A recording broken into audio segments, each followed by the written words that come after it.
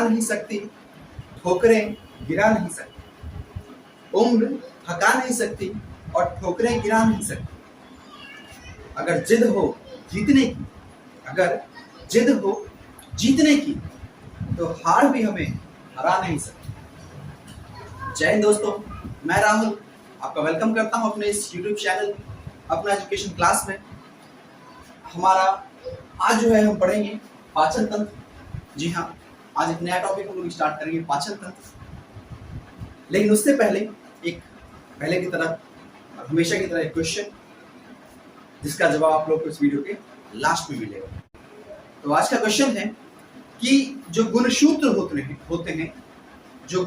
होते हैं उनका जो बाहरी कवरिंग होता है, उनका सबसे बाहरी कवरिंग होता है, सबसे बाहरी परत होता है, उसे क्या कहते हैं? आप अपना आंसर वीडियो कमेंट सेक्शन में जरूर कमेंट करें। वैसे इसका आंसर आपको वीडियो के एंड में मिल जाएगा। तो चलते हैं, हम आज का अपना टॉपिक स्टार्ट करते हैं, पाचन तंत्र, डाइजेस्टिव सिस्टम। देखिए, वैसे तो हमारे शरीर में बहुत सारे काम होते रहते हैं और ये सभी काम जो है ये एक दूसरे से रिलेटेड होते रहते हैं। जैसे हमारे कौन कौन से काम होते रहते हैं, जैसे पाचन का काम होते रहता है, उत्सर्जन का काम होते रहता है, हमारे शरीर में होते है ना। श्वसन का काम होता है, परिवहन का काम होता है। तो इस तरह से बहुत सारे और भी काम होते रहते हैं। ये सब काम करने के लिए अलग अलग तंत्र हमारे शरीर में होते हैं। हमारे शरीर में अलग अलग तंत्र होते हैं, जैसे पाचन तंत्र, उत्सर्जन तंत्र, परिवहन तंत्र, है ना, तंत्रिका तंत्र, कंकाल तंत्र, और भी बहुत कुछ होते हैं। ये सब बहुत सारे तंत्र होते हैं। तो उनमें से जो है हम अपना पहला टॉपिक आज का पढ़ेंगे, पाचन तंत्र, डाइजेस्टिव सिस्टम, और धीरे धीरे बाकी जितने भी सिस्टम्स हैं इनको और आगे देखेंगे। तो पाचन तंत्र क्या होता है? तो हम लोग जो भोजन करते हैं वो भोजन जो होता है काफी जटिल होता है। ऐसा नहीं है कि हम सीधे खाए, पेट में गया और एनर्जी मिल गई, ऐसा बिल्कुल भी नहीं। उससे पहले और भी बहुत सारे प्रोसेसेस होते हैं जिसमें उस भोजन को तोड़ा जाता है ना, उससे एनर्जी निकाली जाती है। देखते हैं ये प्रोसेस होते कैसे। हम लोग जो भोजन करते हैं वो जटिल पोषक पदार्थ होता है, ये काफी जटिल होता है ना। इसको सिंपल फॉर्म में तोड़ा जाता है।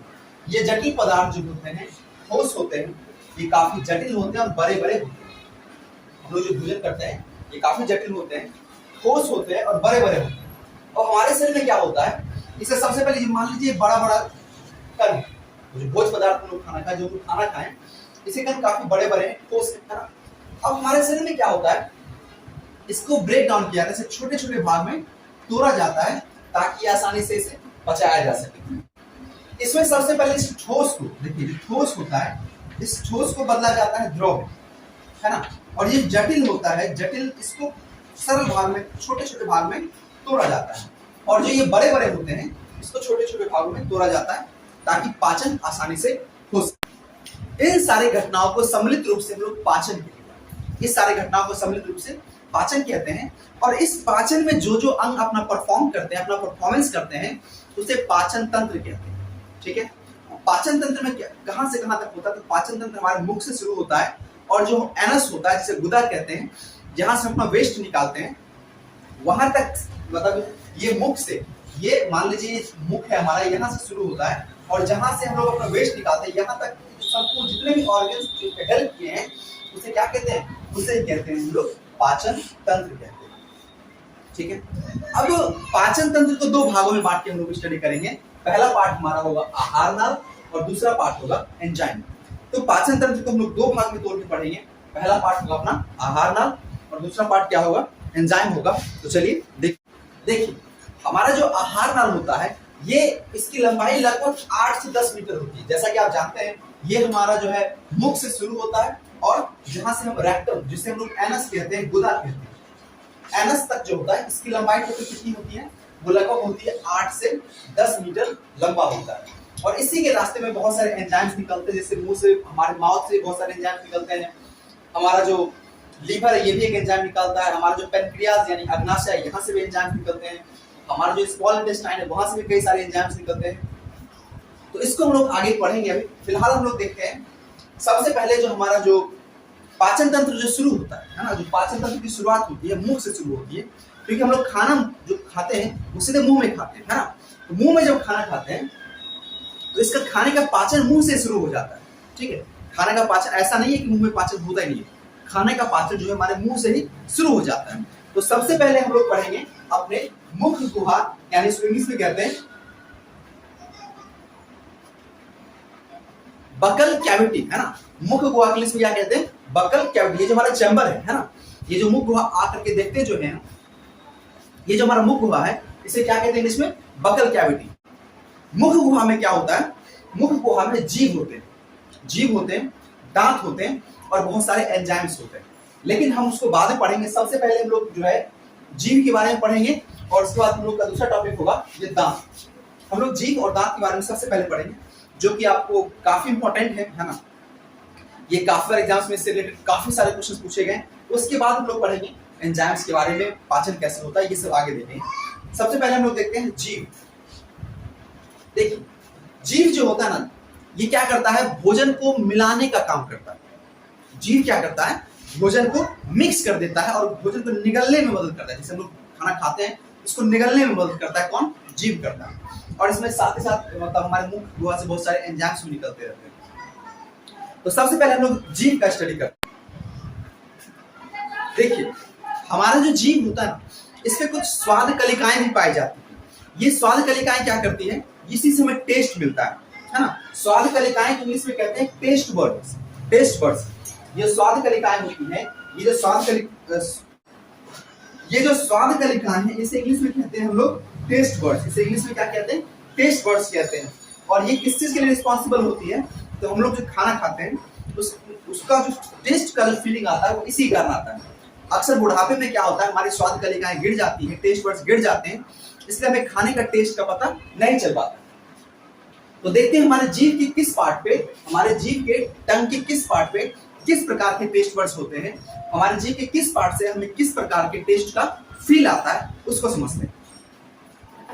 देखिए, ये जो है जीव का सबसे अगला पार्ट, ये जो हमारा जीव जो है उसका सबसे अगला पार्ट ये होता है ना। और सबसे आगे के पार्ट से हमें नमकीन, यानी ये जो पार्ट है यहाँ से यहाँ तक का जो पार्ट है, ये हमें नमकीन यानी सॉल्टी फीलिंग देती है, नमकीन फीलिंग देती है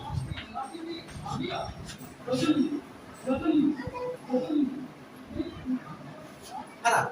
और ये जो सबसे पीछे का, मान लीजिए हमारा जो जीव का सबसे पीछे का पार्ट है, ये हमें कड़वा टेस्ट के बारे में बताता है कि हमें जो हम लोग को कड़वाहट जो फील होती है वो पीछे यहाँ पे टेस्ट बर्ड्स होते हैं, ये टेस्ट बर्ड्स होते हैं छोटे छोटे, वो पीछे वाले भाग से पता चलता है।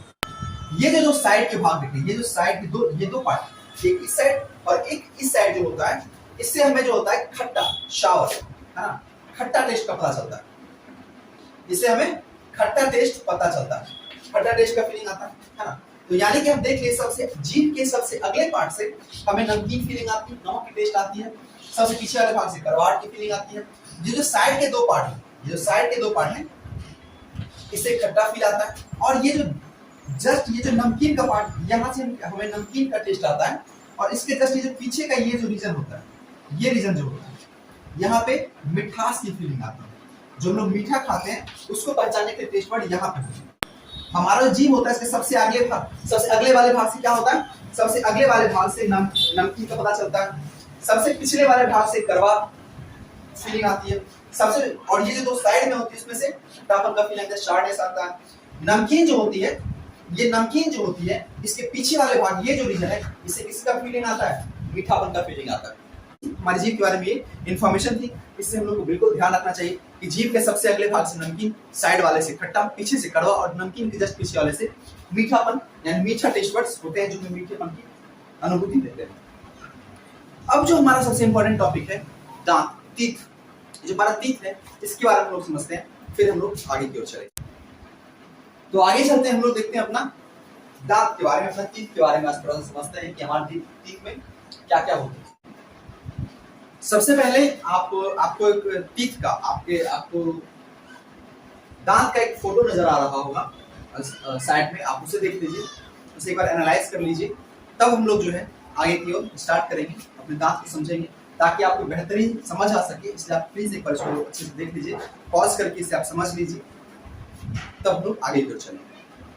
तो चलिए, आप देख लिए होंगे, आगे की ओर चलते हैं।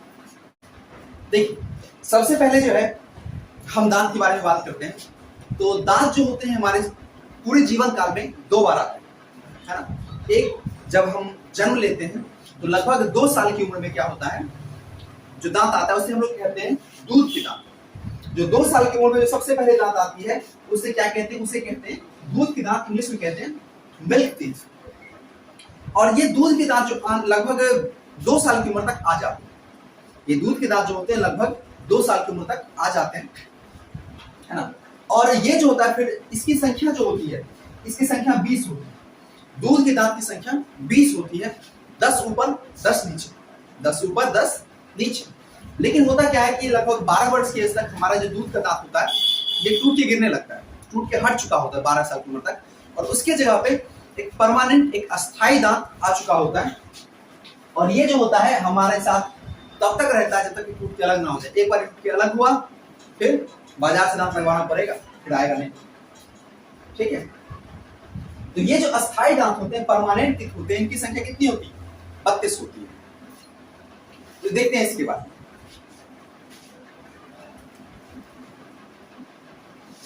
तो हमने देखा कि दांत जो होते हैं ये 2 बार आते हैं, है ना। एक पहला, सबसे पहले जो आता है जन्म के बाद, दूध का दांत, इसे मिल्क टीथ कहते हैं, और इसकी संख्या कितनी होती है, 20 होती है। और 12 साल के बाद लगभग वो सारे मिल्क टीथ टूट चुके होते हैं, और लगभग उसके स्थान पे क्या आता है, उसके स्थान पे अस्थायी दांत आते हैं जिसे परमानेंट टीथ कहते हैं, उसकी संख्या 32 होती है। आगे देखते हैं तो हमारे दांत जो होते हैं ये 4 प्रकार के होते हैं, आपने देख लिया होगा। पहला होता है इंसीजर, जिसे हिंदी में कहते हैं कृंतक। इंसीजर यानी कृंतक। देखिए इसका आप लोग नाम इंग्लिश में याद रखें, ज्यादा अच्छा रहेगा, क्योंकि एग्जाम में मोस्ट ऑफ द टाइम्स देखा गया है कि आपसे इंग्लिश में पूछा गया है ना। तो इंसीजर उसे हिंदी में कहते हैं कृंतक। दूसरा होता है कैनाइन, जिसे बोलते हैं रदनक। तीसरा होता है प्रीमोलर, जिसे बोलते हैं अग्रचवर्णक। और चौथा होता है मोलर। यानी दांत 4 प्रकार के होते हैं, इंसीजर, कैनाइन, प्रीमोलर और मोलर, ठीक है। Incisor, canine, premolar, molar. Incisor क्या होता है, उतरने का काम आता है, काटने का काम आता है। जिस दांत से आप उसे सेब खाते हैं, तो सेब जो जिस दांत से काटते हैं हम लोग उसे कहते हैं इंसीजर यानी कृंतक, ठीक है। अच्छा, उसके बाद जब आप सेब, किसी जंगली जानवर को देखते होंगे, उसके बगल के 2 दांत बहुत ही नुकीले, बहुत ही पॉइंटेड दांत होते हैं, है ना। वो फाड़ने के काम आते हैं, मांस को फाड़ने के काम आते हैं। वो दांत क्या कहलाता है, कैनाइन, हिंदी में बोलते हैं रत्नक। यानी इंसीजर जो होता है काटने के काम में आता है ना। कैनाइन जो होता है, रत्नक जो होता है, ये फाड़ने के काम में आता है। और प्रीमोलर और मोलर जो होता है ये चबाने के काम आता है। प्रीमोलर और मोलर चबाने के काम आते हैं। तो इसका आप स्क्रीनशॉट पे ले सकते हैं कि इंसीजर काटने में, कैनाइन फाड़ने में, और प्रीमोलर और मोलर दोनों चबाने के काम में आते हैं। अब एग्जाम में कई बार ये क्वेश्चन पूछा गया है कि हमारे दांत किस प्रकार के होते हैं। ये ऑप्शन में नहीं रहेगा, कुछ और ऑप्शन में रहेगा। ऑप्शन में 4 ऑप्शन दिया रहेगा, है ना, उसमें से कोई एक सही होगा, या हो सकता है बोलेगा इनमें से कौन गलत। हो सकता है आपसे एग्जाम पूछ ले कि निम्नलिखित में से कौन सा ऑप्शन गलत है, उसमें से 3 ऑप्शन सही होगा और 1 ऑप्शन गलत होगा। तो हम लोग देख लेते हैं कि हमारे दांत किस प्रकार के होते हैं। तो देखते हैं हमारे दांत जो होते हैं, पहला होते हैं गर्त दंती। इसका आप लोग इंग्लिश में नाम याद रखें, ज्यादा अच्छा रहेगा। इंसीजर को बोलते हैं हम लोग थीकोडोन, सॉरी गर्त दंती को बोलते हैं हम लोग थीकोडोन। इसका मतलब समझते हैं, पहले का नाम पढ़ लेते हैं। दूसरा ये होता है, दूसरे प्रकार के होता है द्विबार दंती। इसका इंग्लिश होता है डिफ्यूडॉन। गर्त दंती, थीकोडोन, द्विबार दंती, डिफ्यूडॉन। और एक होता है विषम दंती यानी हेट्रोडॉन। यानी हमारे जो दांत होते हैं वो 3 प्रकार के होते हैं। एक होता है थीकोडॉन, दूसरा होता है डिफ्यूडॉन, और तीसरा होता है हेट्रोडॉन। अब इसका मतलब क्या है ना, थीकोडॉन, हेट्रोडॉन, पता नहीं क्या कहना, इसका मतलब समझते। देखिए थीकोडॉन जो होता है, इसका हिंदी के नाम से क्लियर है, ये गर्त दंती होता है। गर्त मतलब होता है किसी गर्त में घुसा हुआ है, किसी गर्त में फंसा हुआ है। यानी हमारा जो दांत होता है ये मसूरों में घुसा हुआ होता है, मसूरों में धंसा हुआ होता है। इसमें से क्या कहा गया, गर्त दंती यानी थीकोडॉन, ठीक। हिंदी नाम से फिर क्लियर है, ये है द्विबार दंती। ये हमारे दांत जो होते हैं जीवन में 2 बार आते हैं। एक बार मिलके टिथ और एक बार परमानेंट टिथ, इसलिए इसे क्या कहा गया, इसलिए इसे कहा गया डिफ्यूडॉन या डायफ्यूडॉन, ठीक है। और तीसरा होता है विषम दंती, नाम से क्लियर है, विषम मतलब जो सब बराबर बराबर ना हो, इक्वल ना हो, सब अलग अलग है ना, उसे क्या कहते हैं विषम दंती। जैसा कि आप देख भी चुके हैं विषम दंती में क्या ये कैसे हुए, एक है इंसिजर है, एक कैनाइन है, एक मोलर है, प्रीमोलर है, सबका बनावट बिल्कुल अलग अलग आप देखे होंगे, आपने सब फोटो में भी देखा था अभी, सबका बनावट बिल्कुल क्या होता है, अलग अलग होता है, इसलिए इसे क्या कहा गया, विषम दंती यानी हेटेरोडॉन कहा गया। अब कभी कभी एग्जाम्स में क्या होते हैं, आपसे दंत सूत्र डेंटल फॉर्मूला पूछ लेते हैं, उतना भी टफ नहीं है, कुछ भी नहीं है, एक नंबर है, उसको याद रखना है आपको। देखते हैं, देखिए सपोज कीजिए ये हमारा मसूड़ा है, ये हमारा मसूड़ा है।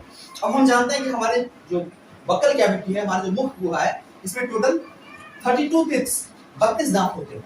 तो चलिए उसको जो है वो सिमेट्रिकल होते हैं, उसको इसमें 4 भाग में बांट लेते हैं, एक सेक्शन ये, एक दूसरा सेक्शन, तीसरा सेक्शन, चौथा सेक्शन।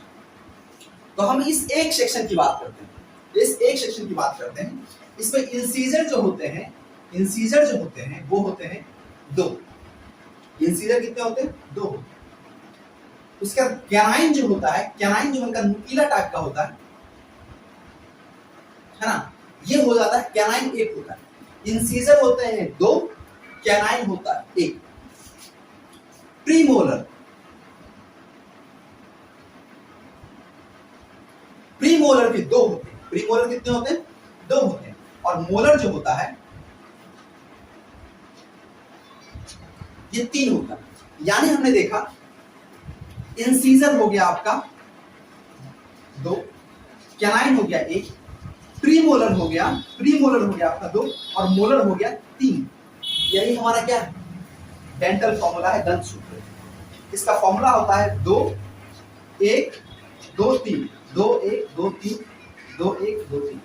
इसका मतलब क्या है, इसका मतलब है कि 1/4 पार्ट जो मतलब 1/4 भाग जो हम दांत लिए हैं, उसमें इंसीजर हो गया 2, कैनाइन हो गया 1, प्रीमोलर हो गया 2 और मोलर कितना हो गया, 3 हो गया। अच्छा, तो ये आप याद रखिएगा कि हमारा जो दंत सूत्र है, डेंटल फॉर्मूला वो क्या है, 2123/21, 2123/21, 2123/21, ये हमारा दंत सूत्र होता है। पर ये जो दंत सूत्र होता है ये वयस्कों का होता है, बच्चों का दंत सूत्र कुछ अलग होता है। तो मेरे ख्याल से आपको कोई दिक्कत नहीं होगा। अब देखिए एक चीज और समझ लीजिए, 2 1 2 3 मतलब 2 इंसीजर 1 कैनाइन 2 प्रीमोलर 3 मोलर, इधर सेम चीज, इधर सेम चीज नीचे और सेम चीज इस साइड, ठीक है। तो यानी कि 2 इंसीजर यहाँ, 2 इंसीजर यहाँ, 2 इंसीजर यहाँ, 2 इंसीजर यहाँ, टोटल कितने हो गए, 2 2 4 6 2 8 हो गए। यानी इंसीजर कितने हो गए, 8। कैनाइन कितने हो गए, 1 2 3 4, 4 कैनाइन।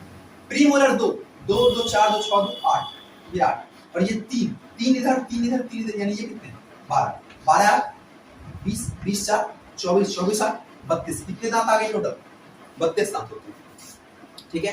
तो आपको सिंपल से फॉर्मूला याद रखना है 21 23। ये वयस्क में जो होता है दंत सूत्र वो कितना होता है, 21 23 होता है। डेंटल फॉर्मूला होता है 21 23, जिसमें 2 इंसीजर 1 कैनाइन 2 प्रीमोलर और 3 मोलर होता है। अब हम बात करते हैं बच्चों के दंत सूत्र की। बच्चों का दंत सूत्र जो होता है वो वयस्कों से अलग होता है। देखिए बच्चों में डेंटल फॉर्मूला क्या होता है, 212/212। होता क्या है, बच्चों में इंसीजर तो 2 ही होंगे। बच्चों में सबसे पहले देखते हैं खरगोश की तरह 2 दांत आता है, आगे 2 नीचे से 2 ऊपर से आता है, वही इंसीजर है ना। तो बच्चों में देखिए बच्चों के मुंह का भी एक क्वाड्रेंट लेते हैं, एक चौथाई लेते हैं हम लोग, तो इसमें इंसीजर तो 2 होगा, नो डाउट इंसीजर 2 होगा, एक कैनाइन होगा, यानी 2 इंसीजर होगा, 2 इंसीजर होगा, एक कैनाइन होगा, और ये 2 क्या है, ये 2 क्या है, देखिए लिखते हैं इंसीजर 2 कैनाइन 1। ये तो बेस्ट में भी इंसीजर 2 होता है, कैनाइन 1 होता है। और फिर ये 2 क्या है, ये जो है आपका ये मोलर है, ये क्या है, मोलर है, वो भी कितना, सिर्फ 2। इससे आप प्लीज प्री मोलर ना समझे, ये मोलर है। बच्चों में जो होता है प्री मोलर दांत होता ही, बच्चों में प्री मोलर दांत होता ही नहीं है। जैसे जैसे बच्चे वयस्क होते जाते हैं तो उसके जगह पे तब बाद में क्या आता है, बाद में आती है उसके प्री मोलर दांत। तब तक उसमें जो होता है मोलर सिर्फ होती है, और वो भी 2 होती है, और सबसे अंतिम में एक मोलर आती है जिसे हम लोग कहते हैं अकल चौवा, जिसको ठेठ भाषा में कहा जाता है, इंग्लिश में उसको कहते हैं विजडम टीथ, है ना, जो सबसे अंत में आता है। तो ये हो गया बच्चों का डेंटल फॉर्मूला 212/212, इसमें 212/212, 2 इंसीजन, 1 कैनाइन और 2 मोलर, 2 इंसीजन, 1 कैनाइन और 2 मोलर, ठीक है, बी मोलर नहीं है। और अब एक दो important exam point of view से काफी इंपॉर्टेंट पॉइंट। पहला पॉइंट है कि हड्डी और दांत में क्या होता है, किसका बना होता है। तो आपको पता होगा हमारा हड्डी और दांत दोनों जो होता है ये कैल्शियम और फास्फोरस के मिलने से बना होता है, जिसे कंबाइंडली क्या कहते हैं, कैल्शियम फॉस्फेट कहते हैं। यानी हमारा हड्डी और हमारा दांत दोनों कैल्शियम फॉस्फेट का बना होता है। एग्जाम में एक बार बहुत बार क्वेश्चन पूछा है कि दांत को सबसे ज्यादा कौन सा तत्व प्रभावित करता है, तो या फिर फ्लोराइड जो होता है, फ्लोरीन जो होता है, ये हमारे शरीर के किस अंग को सबसे ज्यादा प्रभावित करता है। दोनों टाइप से क्वेश्चन बन सकता है। पहला, दांत को सबसे ज्यादा कौन सा तत्व प्रभावित करता है, और दूसरा, फ्लोरीन जो होता है हमारे सबसे ज्यादा किस अंग को प्रभावित करता है। तो उसका आंसर क्या होगा, दांत। दांत को सबसे ज्यादा कौन प्रभावित करता है, फ्लोरीन। और फ्लोरीन किसको प्रभावित करता है, तो दांत। दोनों तरह से याद रखेंगे आप। अब देखिए, एक होता है टूथ डिके, सबसे नीचे का टॉपिक है टूथ डिके, दंत क्षय। ये दंत क्षय क्या होता है, जब हमारे मुंह का पीएच मान जो होता है 5.5 से कम होने लगता है, यानी हमारा मुंह का एसिडिक माध्यम बढ़ने लगता है, हमारा मुंह ज्यादा एसिडिक होने लगता है, तो हमारा दांत जो होता है टूट टूट के गिरने लगता है। फिर समझिए, जब हमारे मुंह का पीएच मान जो होता है ये 5.5 से कम होने लगे, यानी जो अम्लीयता है वो मुंह का बढ़ने लगता है, तो क्या होता है, टूथ डिके होना शुरू हो जाता है, यानी दांत जो होता है टूट टूट के गिरने लगता है। अब जो हम लोग देखेंगे वो हमारा दांत का स्ट्रक्चर होगा कि दांत बना कैसे है, दांत के किस पार्ट को क्या कहते हैं, ये हम लोग आगे देखेंगे। फिलहाल आप इसे चाहें स्क्रीनशॉट ले सकते हैं। चलिए दोस्तों, अब हम लोग देखते हैं कि हमारा जो दांत होता है, हमारा टीथ होता है, उसका स्ट्रक्चर कैसा होता है, तो समझते हैं उसको, उसके किस पार्ट को क्या कहा जाता है। चलिए देखते हैं। देखिए, सपोज कीजिए ये हमारा एक दांत, ठीक है, ये हमारा एक दांत।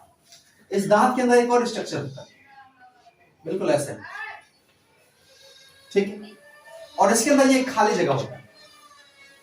ये हमारा दांत है। दांत के सबसे ऊपरी जो कवरिंग होता है इसको बोलते हैं इनामेल, इसको बोलते हैं इनामेल, ठीक है। और जो ये अंदर का जो पार्ट है इसको बोलते हैं डेंटाइन, इसको बोलते हैं डेंटाइन। डेंटाइन जो होता है ये हमारी हड्डी से भी ज्यादा मजबूत होता है, डेंटाइन, है ना। और ये डेंटाइन जो होता है ये पीले रंग का होता है। डेंटाइन जो होता है पीले रंग का होता है, और लगभग एक दांत का 70% पार्ट सिर्फ और सिर्फ डेंटाइन का बना होता है। यानी कि हमारा जो दांत होता है इसका 70% अप्रॉक्स जो होता है ये सिर्फ और सिर्फ डेंटाइन का बना होता है, और ये पीले कलर का होता है, ठीक है। और ये हड्डी से भी ज्यादा मजबूत होता है।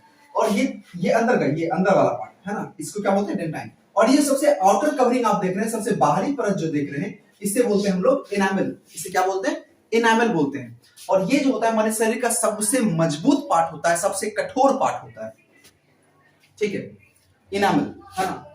और इनामेल के कारण जो हमारे दांत में क्या होता है, इनामेल के कारण हमारे दांत में चमक होता है, ठीक है। इनामेल के कारण हमारे दांत में क्या होता है, चमक होती है। तो इनामेल के नीचे होता है डेंटाइन, डेंटाइन के नीचे होती है खाली जगह, कैविटी होती है, खाली जगह होती है।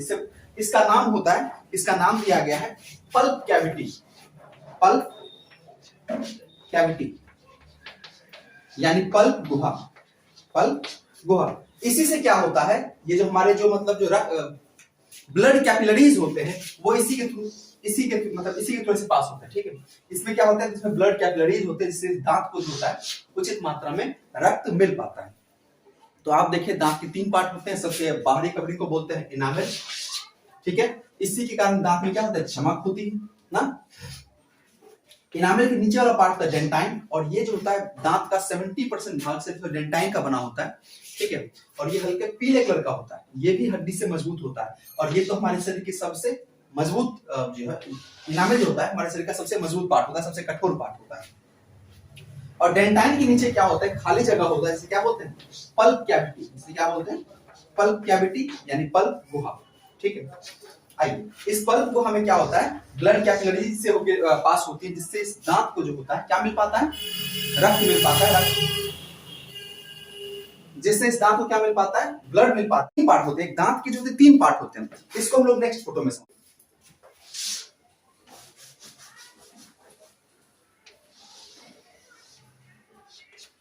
सपोज कीजिए ये हमारा दांत है, ये जो है हमारा दांत है, ठीक है। इसका एक पार्ट जो देख रहे हैं ये जो है ये मसूड़े के नीचे, मसूड़े के नीचे, और जो दांत का पार्ट मसूड़ा के नीचे होता है इसे बोलते हैं जड़, इसे बोलते हैं जड़ पार्ट, यानी इसको बोला जाता है आपका रूट पार्ट, ठीक है। यानी ये जो मसूड़ा के नीचे जो भी पार्ट है, गम्स के नीचे जो भी पार्ट है, इसे बोला जाता है रूट पार्ट, जड़ पार्ट, ठीक है। अब देखिए ये सबसे ऊपर का भाग होता है, दांत का सबसे ऊपरी भाग होता है, इसे बोलते हैं क्राउन पार्ट। इसे क्या बोला जाता है, इसे बोला जाता है क्राउन पार्ट या शिखर पार्ट। चूंकि ये सबसे ऊपर होता है, और चूंकि सबसे ऊपर होता है जिसे क्या बोला जाता है, क्राउन पार्ट या शिखर पार्ट। और ये दांत, ये जो पार्ट होता है, ये मसूड़ा, ये हो गया मसूड़ा हमारा, ये पार्ट होता है मसूड़ा के नीचे होता है, इसलिए इसे क्या बोला जाता है, इसे बोला जाता है जड़ वाला, इसे क्या बोला जाता है, जड़ बोला जाता है। और वैसा पार्ट जो क्राउन के नीचे और मसूड़ों के ऊपर होता है, ये पार्ट, इस पार्ट को जो आप देख रहे हैं, इस पार्ट को जो आप देख रहे हैं, इससे बोला जाता है नेक पार्ट, इससे बोला जाता है नेक पार्ट, हिंदी में बोला जाता है ग्रीवा, ठीक है। तो जो दांत होते हैं इसके 3 पार्ट होते हैं, सबसे ऊपर का पार्ट कहा जाता है क्राउन पार्ट, सबसे नीचे के पार्ट को बोला जाता है रूट पार्ट यानी जड़ भाग, और जो मसूड़े के ऊपर और जो क्राउन के नीचे यानी इस दोनों के बीच का जो पार्ट होता है, इससे बोला जाता है नेक पार्ट। तो ये हमारा दांत का ओरिएंटेशन है जो कंप्लीट है। तो आपने देखा दांत का सबसे कठोर, सबसे बाहरी पार्ट क्या बोलते हैं, उसको बोलते हैं एनामल बोलते हैं। एनामल के नीचे होता है डेंटाइन, डेंटाइन के नीचे होती है पल्प कैविटी, पल्प कैविटी में क्या होता है, ब्लड कैपिलरीज होते हैं, जिससे दांत को क्या मिल पाता है, ब्लड मिल पाता है प्रॉपर अमाउंट में। और दूसरे भाग में हमने देखा कि दांत के सबसे ऊपरी भाग को बोलते हैं क्राउन पार्ट, मसूड़े के ऊपर और क्राउन पार्ट के नीचे के भाग को बोलते हैं नेक पार्ट यानी ग्रीवा, और सबसे नीचे वाले भाग को क्या बोलते हैं, उसको बोलते हैं रूट पार्ट यानी जड़ भाग। तो ये था हमारा आज का वीडियो। चूंकि आज का वीडियो थोड़ा सा लंबा हो गया तो इसको आज यही रोकते हैं, बाकी हम लोग कल की क्लास में देखेंगे डाइजेस्टिव सिस्टम के बारे में, जिसका शुरुआत होगा मुख, ठीक है। तो इसको हम लोग कल देखेंगे। और आज जो हमने आपसे क्वेश्चन पूछा था कि जो गुणसूत्र होते हैं, जो गुणसूत्र होते हैं, है ना, इसके बाहरी भाग को क्या कहा जाता है, तो गुणसूत्र के बाहरी भाग को पेलिकल कहा जाता है, गुणसूत्र के बाहरी भाग को पेलिकल कहा जाता है। इसको एक्सप्लेन्ड वे में प्रीवियस क्लास में समझाया गया है, यदि आपने नहीं देखा तो प्लीज जाकर इसे जरूर देखें। तब तक के लिए जय हिंद, मिलते हैं अगले वीडियो में।